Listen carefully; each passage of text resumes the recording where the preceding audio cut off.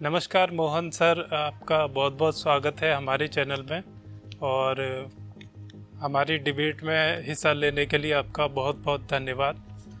मैं अपने दर्शकों को बताना चाहूँगा कि मोहन सर 2011 आईएएस बैच के एक ऑफिसर हैं जो हमारी डिफेंस को सर्विस देते हैं, और ये आप विज्ञान और तकनीक के विशेषज्ञ भी हैं, मेडिटेशन गुरु भी हैं, मल्टी टैलेंटेड हैं, प्रोफाइलिक राइटर हैं, मोटिवेशनल स्पीकर हैं, स्क्रीन प्ले राइटर हैं, स्पिरिचुअल मास्टर फ्रेंड हैं और एक फिलोसफर भी हैं। तो इतना सारा टैलेंट होने के बाद हम आपसे कुछ सवालों पर चर्चा करना चाहेंगे, जो कि आज की जो सिचुएशन है हमारे देश में या पूरे वर्ल्ड में ग्लोबल पेंडेमिक कोरोना वायरस की वजह से। तो सबसे पहला मेरा सवाल आपसे ये है कि पूरी दुनिया और देश में भी लोग डरे सहमे से हैं कि आगे की सिचुएशन कैसी आने वाली है, और हमें नहीं पता कि अभी तक हमारे पास कोई वैक्सीन नहीं है। जहाँ तक कि किसी भी देश के पास अभी कोई वैक्सीन नहीं है, ये अंडर प्रोसेस है। तो लोगों के अंदर एक डर का माहौल भी है, भय का माहौल भी है कि वो इस माहौल में अपनी लाइफ को किस तरीके से जिएं। कभी कभी स्ट्रेस में आ जाते हैं। तो मैं अपनी बात को ज़्यादा बड़ा ना करते हुए सीधे सीधे इस चर्चा के विषय पर आता हूँ। और मेरा पहला सवाल मोहन सर आपसे है कि कोरोना वायरस कोविड-19 या SARS-CoV-2 की अगली स्टेज क्या हो सकती है? मतलब एक तृतीय स्टेज है जिसमें कम्युनिटी ट्रांसमिशन की बात कही जाती है। अगली स्टेज क्या इससे भी भयानक हो सकती है, या फिर हम इस स्थिति से काबू पाकर कुछ अच्छा सोच सकते हैं? जी कुलदीप जी, आप सुन पा रहे हैं? जी मैं बिल्कुल सुन पा रहा हूँ।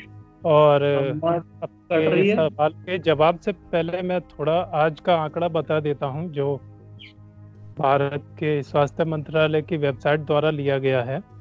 12 मई तक हमारे देश में 70,756 कोविड-19 के केसेस हैं, और इसमें से एक अच्छी बात है कि 22,455 केसेस पूरी तरह से स्वस्थ होकर अपने घर जा चुके हैं। ये हमारे लिए एक अच्छी बात है, और ये हम कह सकते हैं कि इसका रिकवरी रेट अभी तक 31% से ऊपर होने वाला है।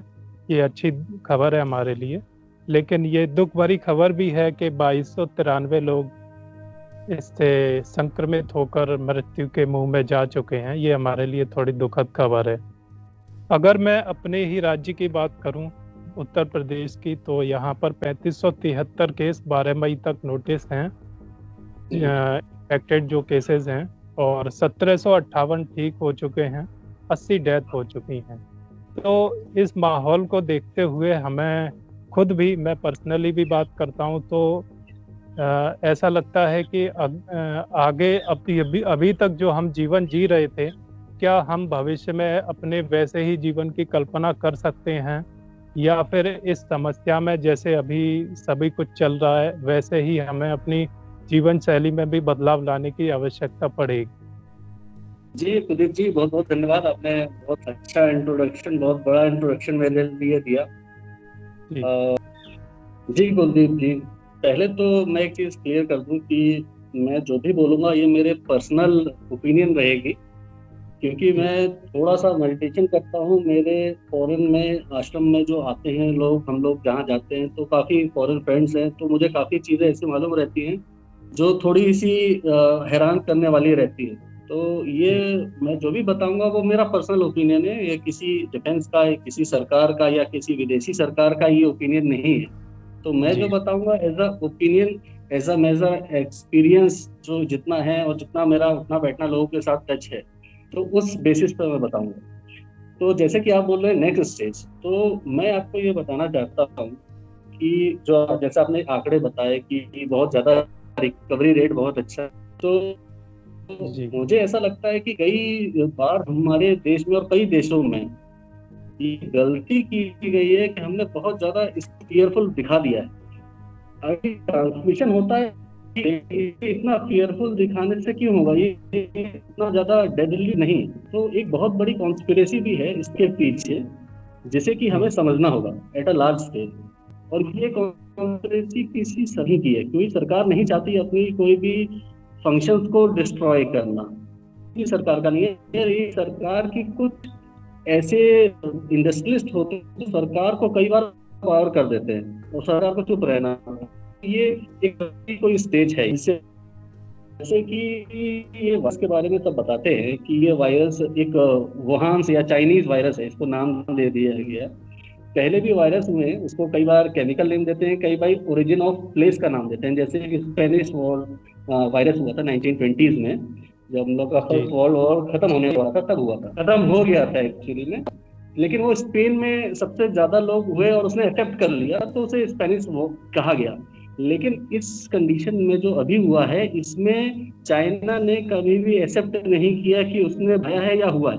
गलती से हो गया है चाइना एक्सेप्ट करता, लेकिन बाकी देशों ने, खासकर यूएसए ने बोला ये एक्सेप्ट नहीं हुआ है अभी तक कहीं भी कि चाइनीज वायरस है। दूसरा ये बोला गया कि वो तो टेस्टिंग सिस्टम में निकल गया, तो मुझे कई बार हंसी सी आती है कि ऐसी कोई लैब नहीं होगी किसी भी देश में, और खासकर डेवलप देश में। चाइना एक बहुत डेवलप देश है, इंडिया से बहुत ज्यादा डेवलप, तो उसमें कोई भी वीरोलॉजी लैब जो वायरस को टेस्ट करती है उसे वीरोलॉजी लैब बोलते हैं। वही है, पुणे में है एक, अहमदाबाद और एक दिल्ली में है, पुणे की। तो इस लैब में इतनी ज्यादा सिक्योरिटी और वायरस से वो काम कर रही है, तो ऐसा हो नहीं सकता कि वायरस वहां से लीक करने से भी नहीं हो सकता, क्योंकि वो उसी चीज से एक्सपेरिमेंट कर रही है। बिल्कुल, अब इस कहीं बात से न्यूक्लियर तो टेस्ट हो रहा है, सभी न्यूक्लियर वो सहमत चीज हैं। होती है। जी जी, वायरस तो इतनी सूक्ष्म चीज हाँ, है, लेकिन अगर इस पर हम रिसर्च कर रहे हैं तो लीकेज का खतरा तो ना के बराबर ही होता है लगभग।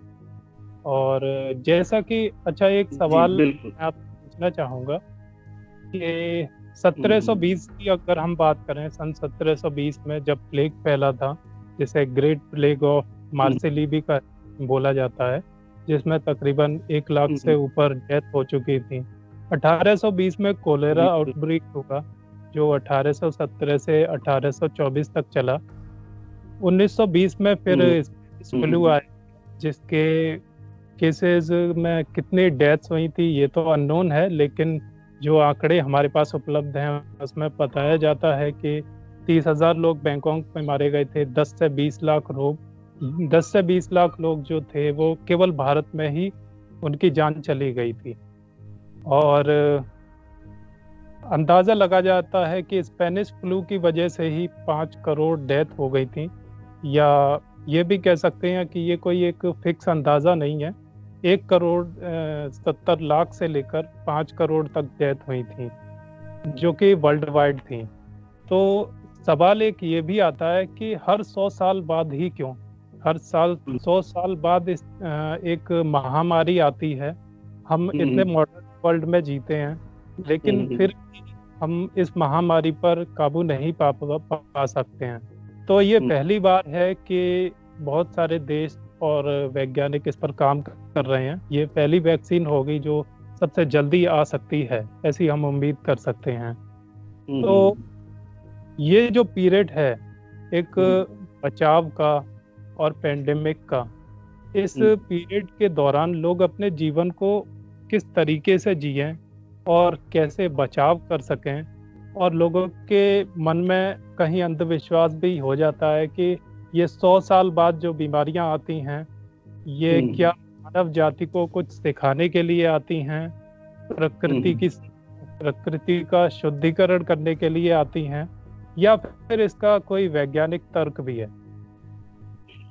जी बिल्कुल, मैं पूरी तरह से सहमत हूँ आपकी बात को।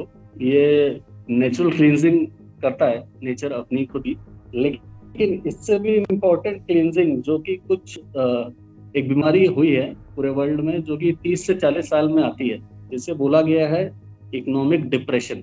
ये एक बीमारी है जो 30 से 40 साल के बाद आती है, क्योंकि सारी कंट्री जो है ग्लोबल मार्केट हो गया है, ग्लोबल सब चीज जुड़ गई है। तो अभी क्या है कि कहीं भी कुछ होगा तो उसका इफेक्ट दूसरे कंट्री पे आएगा। तो जैसा कि हर एक 20-25 साल में या 100 साल में एक रिवोल्यूशन होता है किसी कंट्री में, और पुरानी चीज सारी आउटडेट हो जाती है, नई टेक्नोलॉजी आ जाती है। जितना भी इकोनॉमिक डिप्रेशन हुआ है, अगर आप क्लोजली देखेंगे तो ये टेक्नोलॉजिकल एडवांसमेंट होता है। और दूसरा, अपने टेक्नोलॉजी को दूसरे देश में भेजना है तो दूसरे देश में अपना आपको एक जरिया बनाना पड़ेगा, उस पर कुछ बैन्स लगाने पड़ेंगे कि वो नहीं बना सकता, आप बनाएंगे। तो ये कुछ चीजें होती हैं जो हमें समझना पड़ेगा। मुझे आप 5 थोड़ा टाइम देंगे तो मैं आपको बेसिक से सारी चीज समझा देता हूँ। ये हमारी सारी डिबेट आपके लिए ही है सर।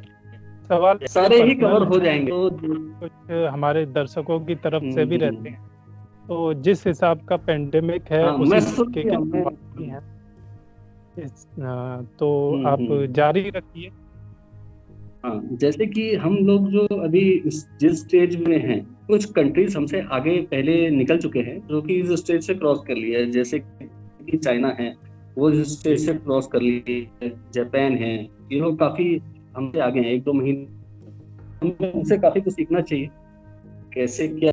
और बेसिकली किसी भी चीज का सोल्यूशन ढूंढना है तो उसका पहले कॉज ढूंढना पड़ेगा, उसका कॉज कहाँ है, तभी वो प्रॉब्लम जड़ से खत्म होगी। तो जैसे कि मैं आपको बता रहा था कि वायरस जो है वुहान लैब से निकला गया है, सबको मालूम, मुझे भी न्यूज के थ्रू मालूम पड़ा, लेकिन मेरी समझ में नहीं आता कि वुहान लैब से कैसे निकल गया, क्या हुआ वायरोलॉजी की लैब से जी। और अभी तक ऐसा अंदाजा लगाया जाता है, लेकिन जिस हिसाब से चाइना अपने डेटा को छुपाता है उस हिसाब से सीधा शक सभी देशों का चाइना की तरफ ही जाता है। और ये कहना भी तब तक जायज हो सकता है जब तक कि चाइना अब तक एक कोई ऐसा एविडेंस पेश ना करे। जी ठीक है।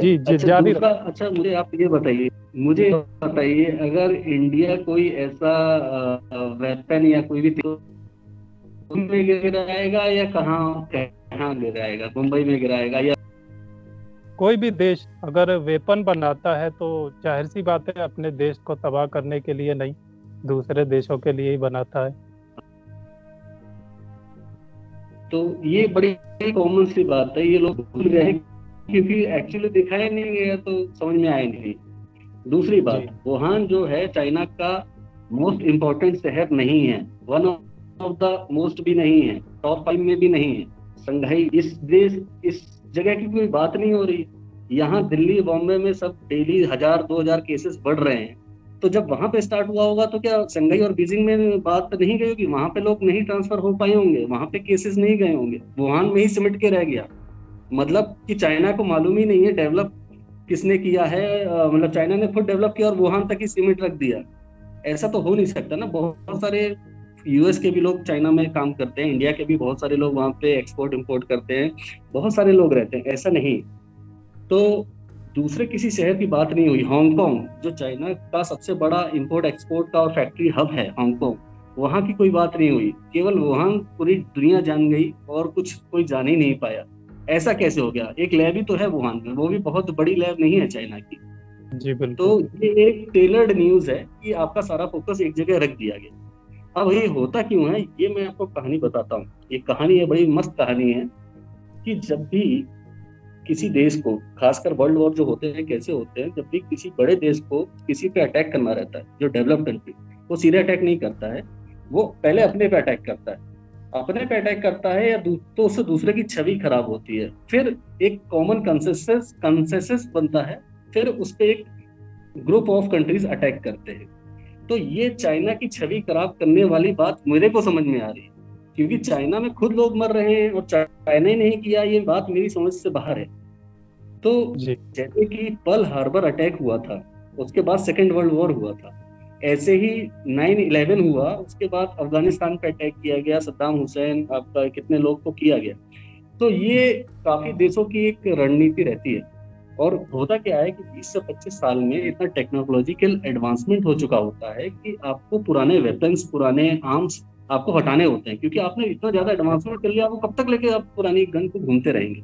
तो वो किसी को देना है तो वो देंगे क्यों? जब तक लड़ाई नहीं हो रही, विश्व में कहीं लड़ाई नहीं हो रही, तो आप किसे देंगे? तो वो एक होता है। तो जब आप, अब ये बायोलॉजिकल वेपन है, अब इसलिए सब लोग परेशान हैं कि ये पहली बार ऐसा हुआ। तो ये जी। पहली बार हुआ है। तो अब हुआ है बड़े अच्छे ढंग से दिखाया गया, वुहान से हुआ है, वुहान से हुआ है, हो सकता है हुआ, लेकिन चाइना ने किया, ये कैसे आपको ये बोल सकता है? तो भले ही हमारे रिलेशन चाइना से कैसे हो, लेकिन लॉजिकल वे में सोचा जाए तो कोई कंट्री अपने यहाँ नहीं करेगा।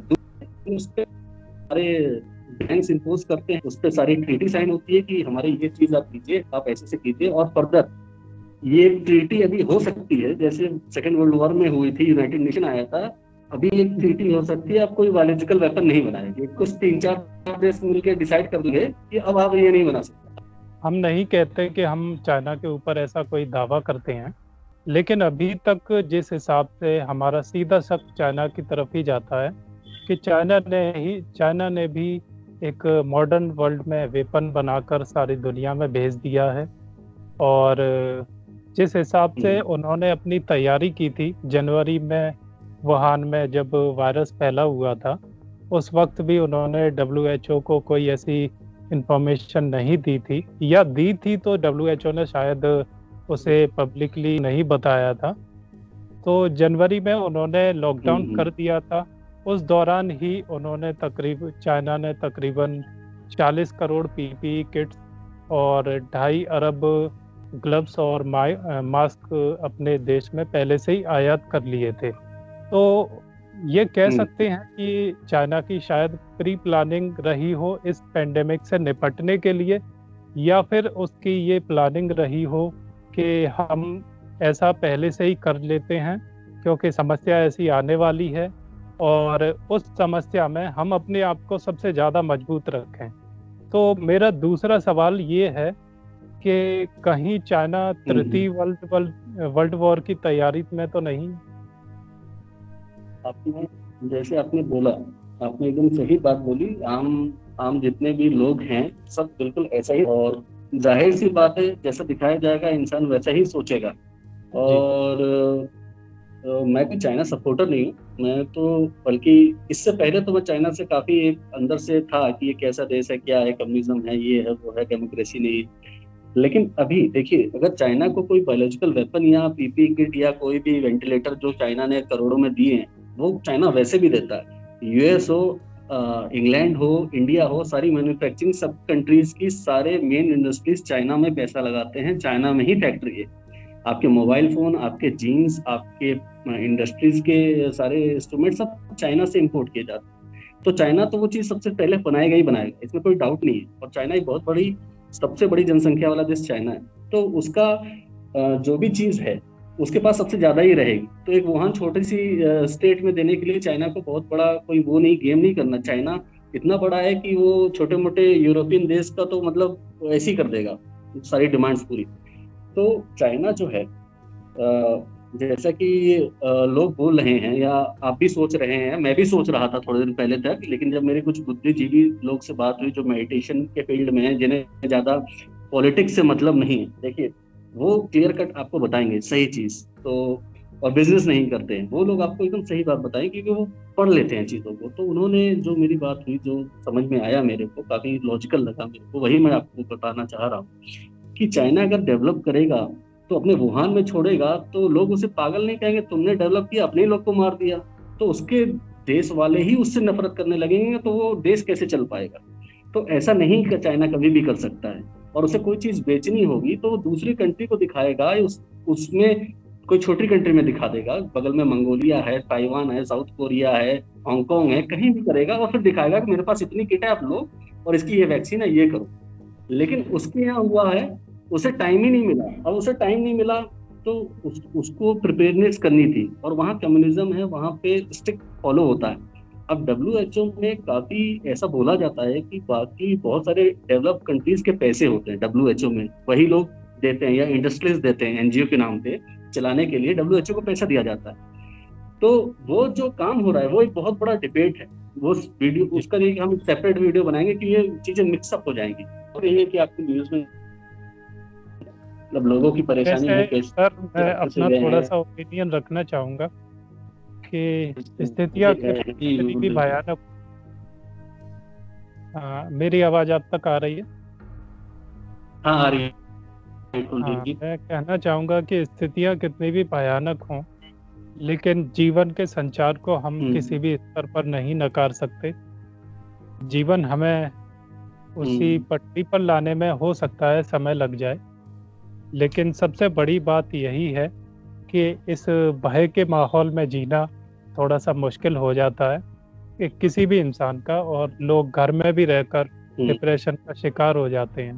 तो आप मोटिवेशनल स्पीकर के तौर जी। पर आप मेडिटेशन भी करवाते हैं, उसके तौर पर लोगों को मतलब क्या राह दिखाना चाहेंगे?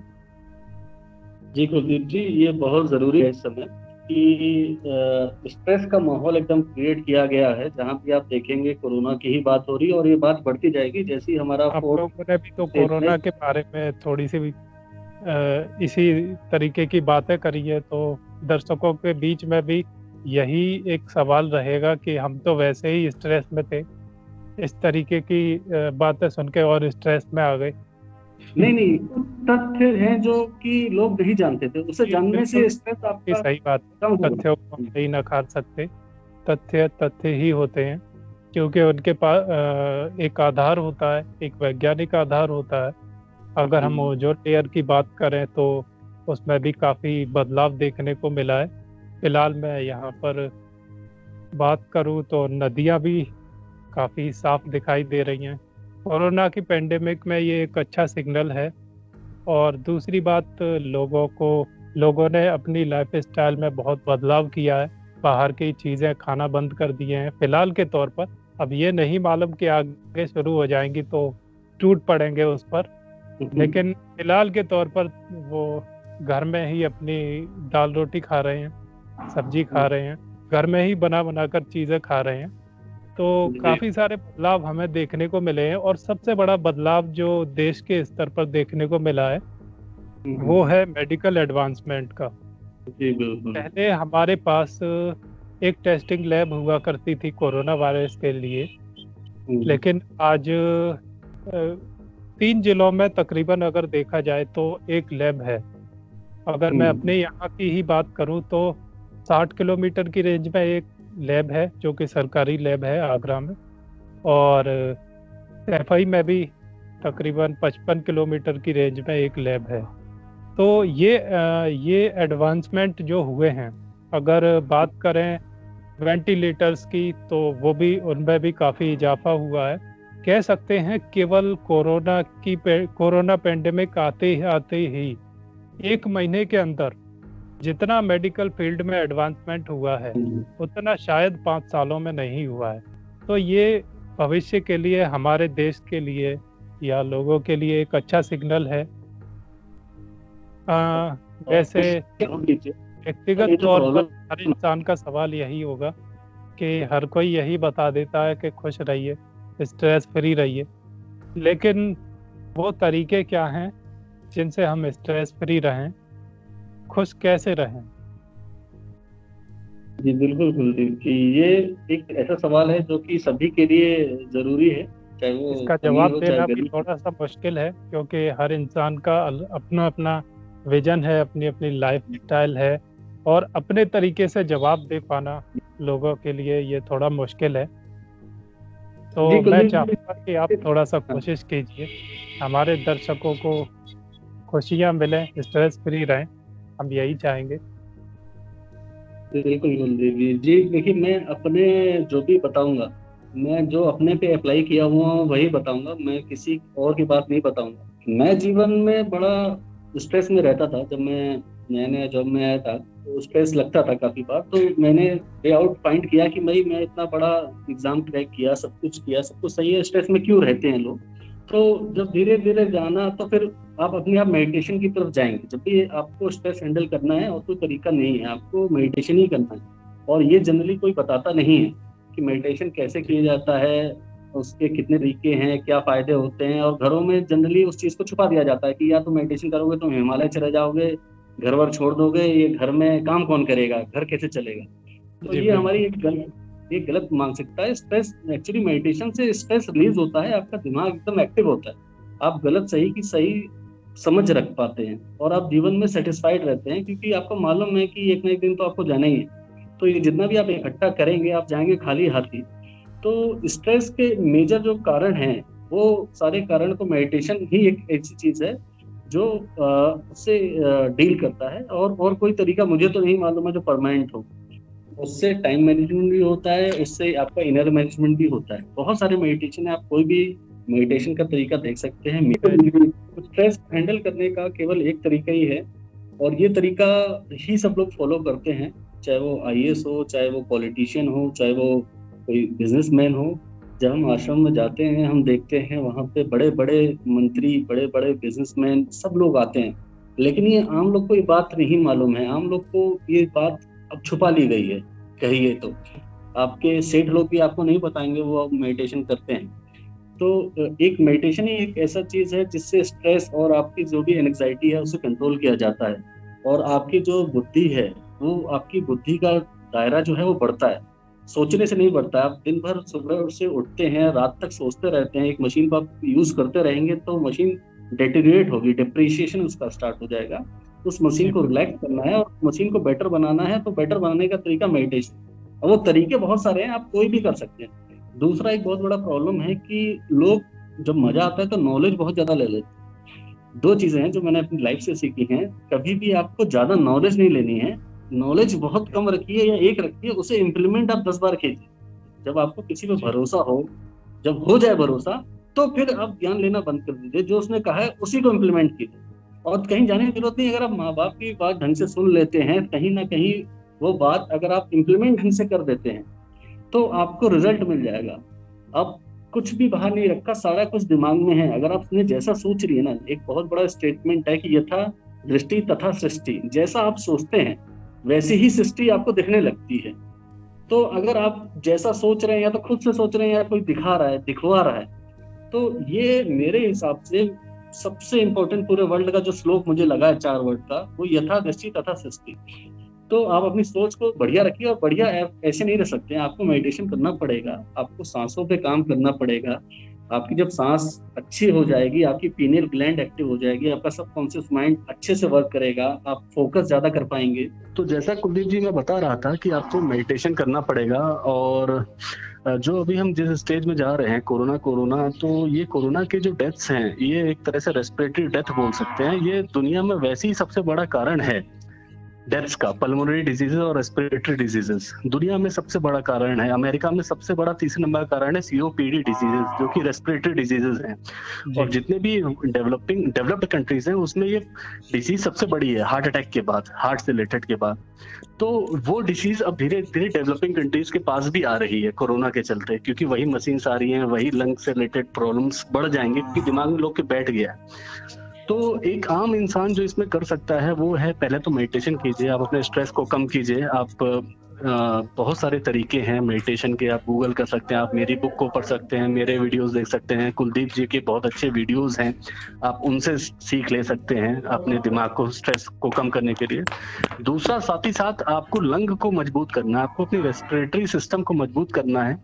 तो वो करने की 3-4 टेक्निक्स हैं। आपको डीप ब्रीथ लेना है, आपको विलफुल कफिंग करना है, जिससे आपके पूरा रेस्पिरेशन, सांस की जो भी है, आपकी लंग कैपेसिटी इंक्रीज हो जाए। क्योंकि आप केवल अभी हम लोग 50% लंग यूज करते हैं, क्योंकि हम लोग ना ही क्रिकेट, मतलब ना ही हम स्पोर्ट्स में हैं, ना ही हम सिंगिंग में हैं, ना ही हम उस तरह की एक्टिविटी कर रहे हैं जिसमें लंग की बहुत ज्यादा यूज होती है। तो हम लोग को अपनी लंग की कैपेसिटी बढ़ानी है और उसको साफ रखना है। तो उसके लिए कुछ एक्सरसाइजेज हैं, कुछ मैं जानता हूँ ऐसे जो डॉक्टर्स हैं वो एक्सरसाइजेस बता रहे हैं, कुलदीप जी भी बता सकते हैं, ये भी बहुत सारे डॉक्टर्स से बात करते हैं, उसके बारे में बता सकते हैं। तो आप वो जरूर कीजिए ताकि आपकी लंग की एक्सरसाइजेस। मेरा एक सवाल आपसे है, मैं आपकी बात को थोड़ा सा जारी रखवाऊंगा, लेकिन बीच में एक सवाल है। एक और कम्युनिटी है जो ये कहती है कि शराब पीने से अंदर से हम सैनिटाइज हो जाएंगे, तो इसमें कितनी सत्यता है, आप उनको थोड़ा सा बताइए। नहीं, ऐसा तो देखिए, शराब पीने से सैनिटाइज नहीं होगा, क्योंकि अल्कोहल के इस्तेमाल से, जबकि शराब में 40% अल्कोहल होता है, सैनिटाइजर तकरीबन 60% या 70% से ऊपर होता है। नहीं, ये तो एक ऐसी चीज है, अगर इतना आसान होता बताना। बढ़ती है या फिर इम्यूनिटी और खराब स्तर पर जाती है? इम्यूनिटी देखिए, अगर आप बहुत लिमिटेड डोज लेंगे, जैसे कि वैक्सीन का लिया जाता है, तो हो सकता है वो इतना हार्मफुल ना हो, लेकिन आप ज्यादा लेंगे तो डेफिनेटली वो हार्मफुल ही होगा, आपकी इम्यूनिटी को कम करेगा। क्योंकि शराब जो है ना आपके माइंड पे काम करती है, आपको माइंड को ये बेवकूफ बना देती है और उससे आपको मजा आता है। आपको इम्यूनिटी जो है ना वो साइड कर देती है, आप सोचने समझने की क्षमता भूल जाती है और वो सब कॉन्शियस लेवल पे होता है। तो वो वायरस को पकड़ नहीं पाएगी। जब वायरस एंटर करेगा आप उस स्टेज में ही नहीं होंगे, है ना, तो वायरस तो कहीं ना कहीं एंटर कर जाएगा और आपका विंड, ये ट्रैकिया होता है, उसमें से खाना नीचे स्टमक में चला जाता है जो भी आपकी है, और लंग्स आपके लेफ्ट और राइट में रहते हैं। तो अल्कोहल आपका लंग्स के अंदर नहीं जा रहा है, जहाँ पे ये वायरस जाके अल्टीमेटली अपना घर बनाएगा, है ना, और वहीं पे लंग कैंसर भी हो जाएगा। तीसरे सबसे बड़ा जो कारण है वो लंग कैंसर है। पूरे वर्ल्ड में जो मौतें हो रही हैं सबसे ज्यादा कैंसर में लंग कैंसर ही होता है। तो इतने सारे दारू पी रहे हैं तो लंग कैंसर कैसे बढ़ रहा है? और इसे स्मोकिंग कर रहे हैं तो फिर तो स्मोक से भी मर जाना चाहिए, मच्छर मर जाते हैं।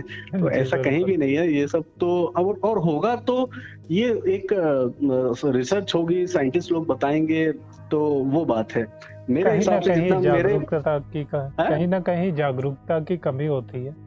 हाँ, जागरूकता की कमी है। और व्यापार है, देखिए व्यापार है, कौन ये लोग सवाल मैं आपको बताना चाहूंगा। ये सवाल मैंने इसलिए भी पूछा क्योंकि मैंने एक खबर पढ़ी थी कि जब शराब बनती थी लॉकडाउन में, फिलहाल में अभी शराब की दुकानें खोल दी गई हैं, तो बीच में एक ऐसी खबर भी मैंने पढ़ी थी जिसमें लोग सैनिटाइजर को ही पीने की कोशिश कर रहे थे। इससे उनकी जान भी जा सकती थी, किसी भी स्तर पर दिमागी स्तर पर कोई दिक्कत भी आ सकती थी, या शारीरिक अपंगता या कुछ भी अंधापन हो सकता था। तो इस जागरूकता के लिए मैंने ये सवाल बीच में उठाया। जी बिल्कुल, मैं आपको बताना चाहूंगा, मैं जब पढ़ाई करता था, कोचिंग करता था, जब हम लोग तैयारी कर रहे थे, उस समय का एक वाक्य है। हमारे एक सर थे जो कि पढ़ाते थे, आईएएस थे, वो भी एक्स आईएएस थे। तो वो एक एग्जांपल देते थे कि मुझे शाम को चक्कर आता है और मैं शाम को अनकॉन्शियस सा होने लगता हूँ, ऐसा लगता है दारू पी ली है। तो होता क्या है कि जो पढ़ाते हैं उसमें मार्कर होता है, उसमें सेम वही चीज कंपोनेंट, हेलो जी मैं सुन रहा हूँ, हाँ, उसमें वही कंपोनेंट होते हैं लगभग जो सैनिटाइजर में होते हैं। आप कभी भी सूंघिएगा मार्कर को, उसमें अल्कोहल की महक आती रहती है। तो वो जब वो दिन भर पढ़ाते थे, 10-12 घंटे वो पढ़ाया करते थे, तो शाम को वो खुद ही बताते हैं क्लास में मजाक करके कि यार मुझे चढ़ने लगती है रात, शाम को मुझसे क्वेश्चन मत पूछा करो, जो मैं पढ़ा रहा हूँ पढ़ाने दिया करो। तो मतलब सारी चीजें अच्छी नहीं है। सैनिटाइजर आप करेंगे तो आपको बहुत तरह की प्रॉब्लम हो सकती है। तो ये आप अपने से कुछ भी स्टार्ट कर दीजिए। अब देखिए, जो लोग डेली पीते हैं तो उन्हें किसी भी तरह से आप कन्विंस नहीं कर सकते, वो आपको अपने ही लॉजिक देंगे, क्योंकि उनकी यथा सृष्टि तथा दृष्टि, मतलब यथा दृष्टि तथा सृष्टि उनकी अल्कोहल पे ही शुरू है, अल्कोहल पे ही खत्म है। तो आपको उसी लेवल पे अपने आप को नहीं रखना है। आपको बड़ा ही साइंटिफिक और एक मेडिटेटिव स्टेट में रहेंगे तो आप समझ पाएंगे। अगर आप नशे की स्टेट में रहेंगे या आपको बहुत ज्यादा कोई बीमारी है किसी चीज की, इसमें मैं बीमारी ही कहूंगा एडिक्शन को, तो आप वो स्टेज नहीं है कि आप समझ पाए। आप अपने अंदर एक कोई गलत प्रोग्रामिंग किए बैठे हैं, तो उस प्रोग्रामिंग से निकलना है तो प्रोग्रामिंग को थोड़ा सा साइड करना पड़ेगा आपको। प्राणायाम, योगा, अच्छे थॉट्स लाने होंगे, अच्छे आपको मेडिटेशन से आपको पूरे अपने अंदर का जो माहौल है वो क्लियर करना पड़ेगा। तो बेसिकली मैं यही आपको बताना चाहता हूँ कि इंडिविजुअल लेवल पे आपको 2 काम जरूर करने हैं। एक मेडिटेशन करना है, दूसरा लंग से रिलेटेड आपको अपना लंग कैपेसिटी बढ़ानी है। आपको विलफुल कफिंग करनी है, आपको एक्सेलिंग करना है, खेलना है, एक्सरसाइज करना है, और अच्छी बातें सुननी है, स्ट्रेस में कम से कम रहना है, और ज्यादा अफवाहें में नहीं जाना है, न्यूज को कम से कम देखना है, क्योंकि न्यूज इतनी इस समय भयंकर है, वो अपने आप किसी ना किसी चैनल से आ जाएंगी। आपको ज्यादा परेशान होकर न्यूज चैनल के सामने नहीं बैठना है जी, क्योंकि सारी न्यूज काम की नहीं है। सारी काफी ब्रेकिंग न्यूज जो होती हैं वो अधिकतर सारी नेगेटिव ही होती हैं। कभी ऐसा भी देखने को आता है कि लोग बीमारी से कम डर की वजह से ज्यादा घातक रूप में चले जाते हैं। जी बिल्कुल, अभी जो 5वां सबसे बड़ा कारण है, WHO और यूएसए खुद मानता है, वो स्ट्रेस है। साइकेट्रिक प्रॉब्लम सबसे ज्यादा मौतें ले रही हैं जो हैं, तो वर्ल्ड वाइड है।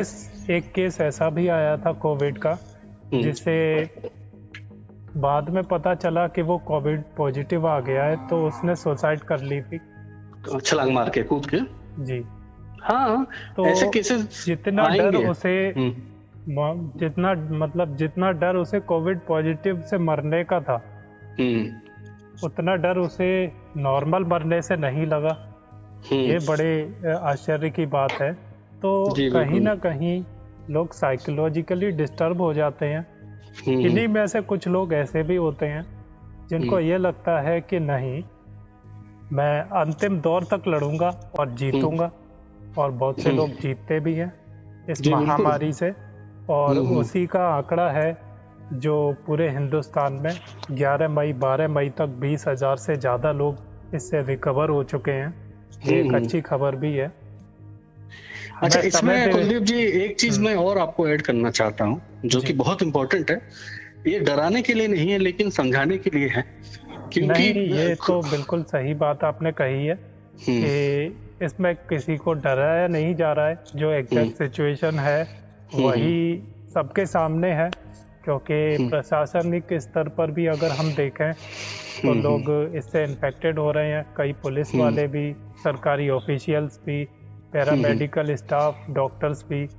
तो ये कोई डराने वाली सिचुएशन नहीं है। जो सिचुएशन है वो सभी के सामने है। बस ये है कि हमें इससे बिल्कुल डर के भागना नहीं है। नियंत्रण हम कर सकते हैं। ऐसी कोई बीमारी नहीं अब तक आई है जिसने पता चला हो कि पूरी दुनिया समाप्त कर दी हो। हर कोई भी महामारी सही आती है और वो जाती है, उसका एक सीमित समय होता है। तो मैं उम्मीद करता हूँ ये भी आई है तो जाने के लिए ही आई है।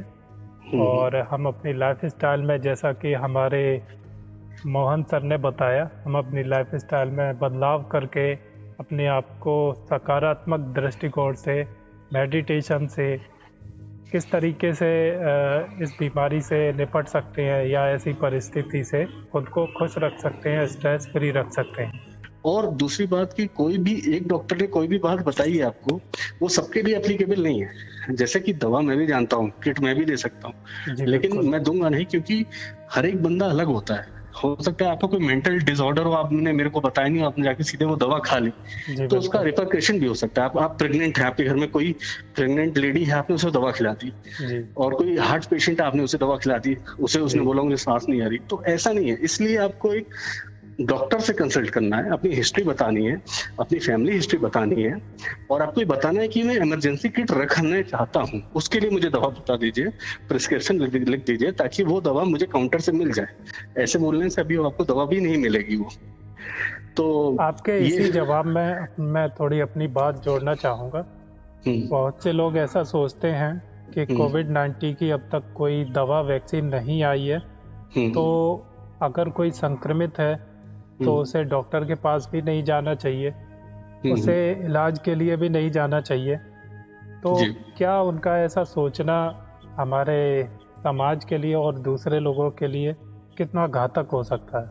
जी, बहुत घातक, एकदम बहुत अच्छा सवाल है आपका कि आपको कैसे मालूम कि आपको कोरोना से ही रेस्पिरेटरी प्रॉब्लम हो रही है? क्योंकि बहुत से केसेस ऐसे हैं जो एसिम्प्टोमेटिक होते हैं, बहुत से केसेस ऐसे हैं जो इन्फ्लुएंजा लाइक डिसऑर्डर से रिलेटेड हैं, बहुत से केसेस ऐसे हैं जो सच में कोविड से प्रभावित हैं। सही बात है। जो कोविड से प्रभावित हैं वो भी ये मान लेते हैं कि हमें एक नॉर्मल समस्या है, हालांकि उनकी समस्या सही भी हो सकती है, क्योंकि ये भी एक इन्फ्लुएंजा लाइक डिसऑर्डर है। एक समय के बाद जिनकी एंटीबॉडी मजबूत है वो रिकवर भी कर जाते हैं, लेकिन उस पीरियड के दौरान वो दूसरे लोगों को संक्रमित कर देते हैं जिनकी एंटीबॉडी इतनी मजबूत नहीं है या बॉडी उतनी एंटीबॉडी नहीं प्रोड्यूस कर पा रही है, तो ये उनके लिए घातक हो जाता है। तो ऐसे लोगों के लिए आपकी क्या राय है? जी बिल्कुल, मतलब आपको एक जनरलाइज्ड वे में नहीं सोचना है कि डॉक्टर्स मदद नहीं कर सकते हैं। जब तक आप सही हैं तब तक आप ऐसा सोच सकते हैं, क्योंकि मेरे जानकारी में डॉक्टर हैं और मैं लगातार बात करता रहता हूँ, इमरजेंसी में अभी ड्यूटी कर रहे हैं। तो जब सिचुएशन गंभीर होती है तो ये सब चीज दिमाग से निकल जाता है, आपको फिर जिंदगी ही दिखाई देती है, भले ही कुछ भी हो। और अभी तो क्या ऐसा ही होता है। जी, आप बता रहे हैं ऐसा ही होता है। जब सिचुएशन जब अति गंभीर श्रेणी में आ जाती है, उनकी सांस में बिल्कुल रुकावट आ जाती है, तब वो हेल्पलाइन नंबर को कॉल करते हैं, इमरजेंसी नंबर को कॉल करते हैं, और उन्हें फिर बस ऐसा लगता है कि उन्हें कोई बचा ले, और अंत में डॉक्टर्स अपना पूरा प्रयास करते हैं, उन्हें अगर वेंटिलेटर की ज़रूरत होती है तो वेंटिलेटर तक पहुंचाते हैं, अंत तक उनकी जान बचाने की पूरी कोशिश करते हैं और कामयाबी भी हासिल करते हैं, जैसे कि हमारे भारतीय डॉक्टरों ने साबित करके दिखा दिया है। तो लोगों को इससे बिल्कुल भी डरने की ज़रूरत नहीं है। अगर कोई संक्रमित हो भी जाता है तो वो डॉक्टर से कंसल्ट करके इमरजेंसी नंबर जो दिए गए हैं, आरोग्य सेतु ऐप है, आरोग्य सेतु ऐप पर इमरजेंसी नंबर दिए गए हैं, वहाँ पर आप कॉल करके कंसल्ट कर सकते हैं। बिल्कुल भी घबराने की जरूरत नहीं है, ये समझिए कि बीमारी आई है और चली भी जाएगी। हाँ हाँ जी जी, आप अपनी बात को ऐड कर सकते हैं इसमें। नहीं जी, बिल्कुल सही कहा आपने, ज्यादा घबराने की सिचुएशन नहीं है और ऐसा कुछ होने वाला भी नहीं है, लेकिन आपको नहीं कहीं और आपके जिले में हो गया, कहीं भी हो गया, तो उसके लिए थोड़ी सी प्रिपेयर्डनेस रहिए। आप अपने इम्यून सिस्टम को स्ट्रांग रखिए, आप मेंटली सही रहिए, लंग कैपेसिटी वाइज सही रहिए, और दवाओं 2-3 दवा जो होती हैं वो अपने पास रखिए, क्योंकि बाहर जब क्राइसिस ज्यादा होगा तो बाहर निकलना भी सेफ नहीं रहेगा। इसलिए मैं बोलना चाहता हूँ, वही इसलिए मैंने पहले ही बताया था, मैं डराने के लिए आपको नहीं बता रहा हूँ। और क्योंकि हम डिफेंस में काम करते हैं, हमें कई बार हमें भी बहुत टफ जगह काम करना पड़ता है, तो हम दवा साथ में रखते हैं। दवा साथ में है तो काफी आपको 4-5 घंटे का एक्स्ट्रा कुशन रहता है, लेकिन वो दवा आपको ऐसे नहीं खानी है, कभी भी कोई भी दवा नहीं खानी है, क्योंकि दवा खाने का आपको डॉक्टर से कंसल्ट करना है किस समय कौन सी दवा खाई जा सकती है, क्योंकि लेकिन दवा होगी तभी तो आप खा पाएंगे।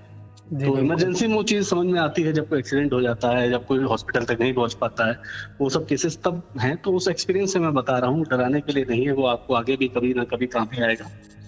बाकी आपको देखिए मेडिटेशन करना पड़ेगा और अपनी लंग कैपेसिटी आप इम्प्रूव कीजिए, खेलिए, एक्सरसाइज कीजिए, प्राणायाम कीजिए, लंग को मजबूत रखिए और अच्छी बातें कीजिए, अच्छी बातें सुनिए ज्यादा से ज्यादा, तो आपकी प्रोग्रामिंग सबकॉन्शियस माइंड पे वैसी ही होगी।